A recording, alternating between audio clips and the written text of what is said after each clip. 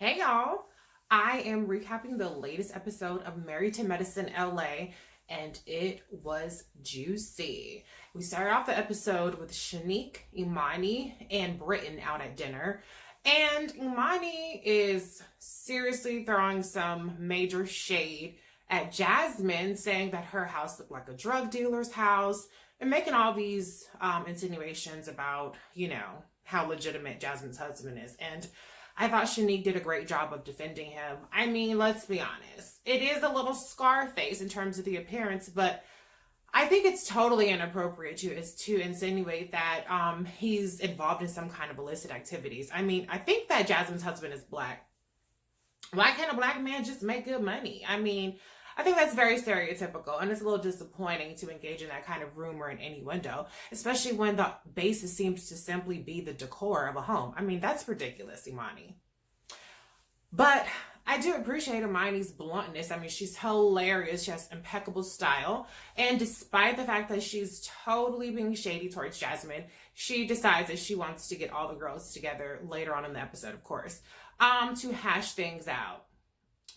I don't know. She's a professional and she's trained for these things, but it's kind of hard to be the peacekeeper when you're the main one throwing daggers. But anyway, we go back to Shanique. She's at home with her kids and her husband. And before her husband walks in, she's talking to her daughter, Kayla, about bullies at her school. And I like Kayla's approach. She said at first they were rude to me and I was rude back to them.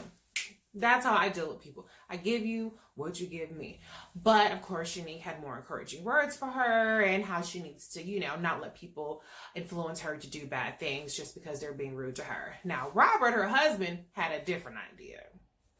Her husband came up in there talking about, I beat the hell out of people. I would smash somebody's head on the concrete and I didn't have any problems with them. So you have peacekeeper Shanique, and then you have I'm all for putting hands on people, Robert.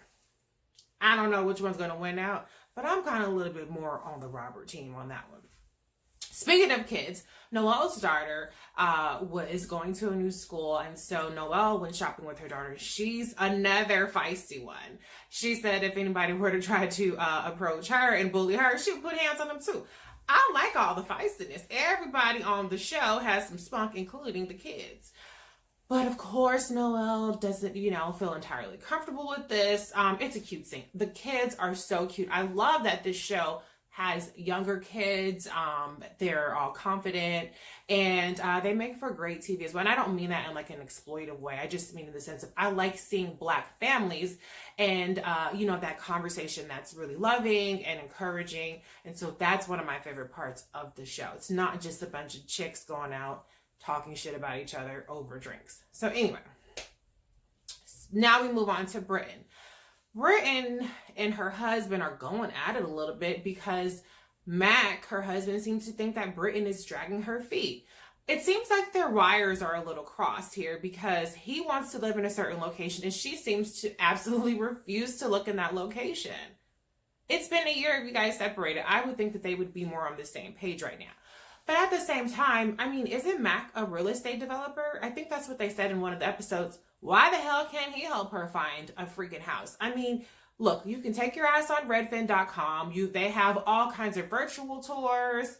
I would think that he would be a little bit more engaged in the process as well instead of, leaving it all to her, especially since he seems to be the pickier one. But the reality is they're not going to find a massive sprawling mansion in LA, not just off of an anesthesiologist and his salary. So somebody has to come to terms with what their budget is going to allow. And I don't know how much money they make, but all I know is a Florida mansion does not translate to an LA mansion. Okay. That's different bank accounts. So he seems to be pretty fed up, and Britten seems to be feeling the heat a little bit. So hopefully she'll get her act together and bring her family back together. Somebody's going to have to compromise. And it's probably going to be her.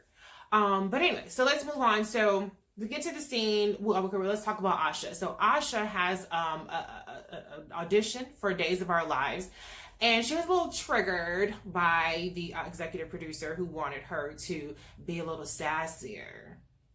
Okay, it did seem racial initially. But guess what? When she was a little sassier, it was better. So the guy kind of had a point. So I don't know. I'm I'm not an actress. I don't have any idea about that, but maybe you kind of have to be a little bit less sensitive and just give the customer or the client what they want. So she's also still, feeling a little salty about Shanique and the whole party and things like that. So all that stuff comes to a head. As we're getting to the party, Shanique lets Jazmine in on what was said at their dinner, and she is pissed. I didn't know if Jazmine was really about that life, because she said, I want to use profanity so bad right now. And I'm like, girl, I don't know if you're rhetorically ready to go up against Imani, because she's not a joke. But Jazmine held her ground. I mean, she was pissed. She didn't act all fake and phony, and she was not trying to give anything but attitude towards Imani. And Imani, to be honest, seemed a little thrown off by that. She didn't rip her head off like I expected. So we'll see more of that next week, perhaps. But the big blowout, of course, was between Asha and Shanique. Now, I personally think that Shanique was being way extra, like the standing up and talking about Noelle as a puppet and all kinds of stuff. Like, girl, come on. But I also think the whole situation is overblown. People can invite whoever the hell they want to invite to a party. It's not an intimate dinner. It's not a spa day with the girls. I mean, it's a party. I don't think that it was that big of a deal. You're grown as hell. Like, you should be able to sit in a room with somebody that is an ex to your ex, or with somebody you don't like. Like, I just don't see the big deal. But I do think that, I want to say Britten or Noelle, somebody correctly pointed out that Heavenly was the real shit stirrer in the situation. So I feel like they're all mad at each other, and it was just kind of an instigated situation. But where Shanique was 100% wrong is bringing up whatever kind of history the girl had with Asha's husband. Listen, if there was overlap, that is not any of her damn business to bring up. And I feel like she did it to kind of get under Asha's skin. And it just had absolutely no bearing whatsoever on the girl getting an invitation. Did the fact that she was still supposedly messing around with Asha's husband warrant an invitation to the party? No, it had nothing to do with each other. Was the fact that Asha was upset about it because of supposed overlap? I doubt it. So I just think it was like way below the belt. Everybody on all these shows should learn by now. Keep the husbands and the kids out of it. So it wasn't surprising that Asha stormed off, and people were trying to characterize it as her being dramatic. I don't think she was being dramatic. Now, I think she was being a little dramatic when she wanted other people check her and check her. It's not their responsibility. Each person needs to hold their own damn weight, okay? And don't look for anybody to back them up. But I say Shanique, I like her. I like all of them. But they all play a little dirty sometimes. And they need to learn how to play a little nicer if they're supposedly friends like they claim to be.